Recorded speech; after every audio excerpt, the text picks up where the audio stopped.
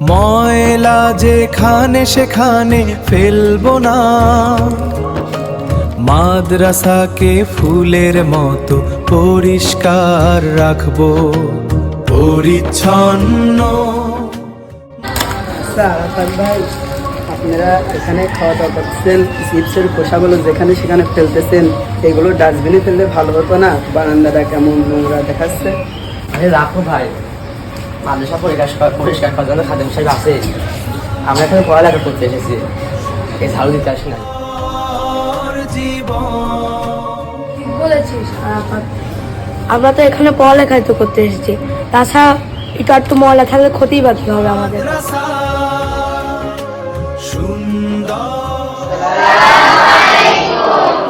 ওয়ালাইকুম আসসালাম ওয়া রাহমাতুল্লাহি ওয়া বারাকাতুহু। কেমন আছো সবাই?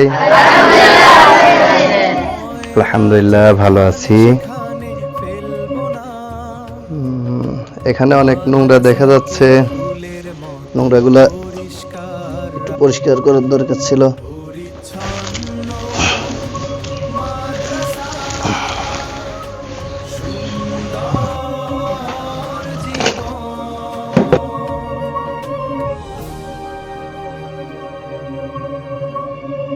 সোনামণিরা, আজকে তোমাদেরকে কিছু কথা বলবো, সেটা হচ্ছে আমাদের নবী, বিশ্ব নবী জনাবে মুহাম্মাদুর রাসূলুল্লাহ সাল্লাল্লাহু আলাইহি ওয়াসাল্লাম তিনি বলেছেন যে পবিত্রতা হচ্ছে ঈমানের অঙ্গ। এজন্য আমরা যেখানে পড়ালেখা করি, যেখানে আমরা নামাজ আদায় করি, আল্লাহর ঘর মসজিদ, এই যে এলেম অর্জন করার যে মাদ্রাসা, এইগুলাকে আমরা পরিষ্কার পরিচ্ছন্ন রাখবো। কারণ এখানে আমরা সব সময় থাকি, এখানেই এলেম অর্জন করি। এই এলেম অর্জনের জায়গায় যদি নোংরা থাকে তাহলে কিন্তু এলেম আমাদের মধ্যে আসবে না। তোমরা দেখেছো, হাদিস শরীফের মধ্যে পড়েছো যে পবিত্রতা ঈমানের অঙ্গ। এই হাদিসটা তোমাদের পড়িয়েছি না, মুখস্থ আছে না? এই হাদিসের উপরে সবাইকে আমল করতে হবে। এজন্য সবাই যে হাদিসটা মুখস্থ করেছো, পড়েছো, শুধু পড়লেই হবে না, আমল করতে হবে। হাদিসটা বলো তো সবাই একটু মুখস্থ। অর্থ কি? হ্যাঁ, পবিত্রতা ঈমানের। হুজুর, পরিষ্কার করার জন্য তো লোক আছে, আমরা ছাত্ররা কেন পরিষ্কার করব? আরাফাত, তুমি সুন্দর প্রশ্ন করেছো। আসলে আমরা এখানে এলেম অর্জন করি, এই এলেম অর্জনটা হচ্ছে আমাদের জন্য কতটা উপকারী, এবং এই এলেম অর্জনের জায়গাটা পরিষ্কার করা এটা কোনো লজ্জার কাজ নয়, এটা বরঞ্চ আল্লাহ তাআলার একটা ইবাদত। সাহাবা ইকরাম তারা কি করেছেন? তারা মসজিদ তারা পরিষ্কার করেছেন। বিশ্বনবী সাল্লাল্লাহু আলাইহি ওয়াসাল্লাম তিনি মসজিদ পরিষ্কার করেছেন।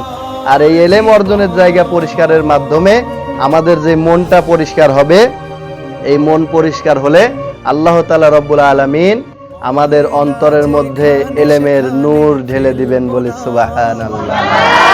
মাদ্রাসাকে ফুলের মতো পরিষ্কার রাখবো, পরিচ্ছন্ন মাদ্রাসা, সুন্দর জীবন। কি দুর্গন্ধ, এখানে দাঁড়ানোই যাচ্ছে না। এগুলো কি পরিষ্কার করে না? আরাফাত ভাই, আমরাই তো কালকে এখানে নোংরাটা ফেললাম, আমাদেরই তো পরিষ্কার করা উচিত। আসুন আমরা সবাই মিলে পরিষ্কার করি।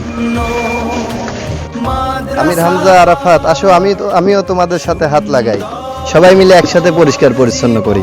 উস্তাদের জন্য আমরা পরিষ্কার করি। নাও, আমরা সবাই একসাথে পরিষ্কার করি, যেখানে সেখানে সব জায়গাটা পরিষ্কার করে ফেলো। পুরো মাদ্রাসার আঙিনা আজকে পরিষ্কার পরিচ্ছন্ন করব সবাই। যেখানে সেখানে ফেলবো না, মাদ্রাসাকে ফুলের মতো পরিষ্কার রাখবো, পরিচ্ছন্ন। হুজুর, আজকের কাজটা করে মনে অদ্ভুত শান্তি লাগছে। সত্যি চারপাশ পরিষ্কার থাকলে মনটাও সতেজ থাকে। হ্যাঁ, মাশাআল্লাহ, দেখো এখন আমাদের চারপাশটা কত সুন্দর পরিষ্কার লাগছে। যেমন আমাদের নিজেদের বাড়ি ঘরগুলা পরিষ্কার করার দায়িত্ব যেমন আমাদের, আবার হচ্ছে আমরা যে মাদ্রাসায় থাকি এই মাদ্রাসাও পরিষ্কার রাখার দায়িত্ব আমাদের সকলেরই। এজন্য আমরা সকলেই পরিষ্কার রাখবো।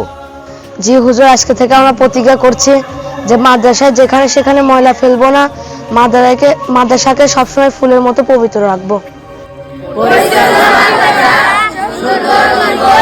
যেখানে সেখানে ফেলবো না,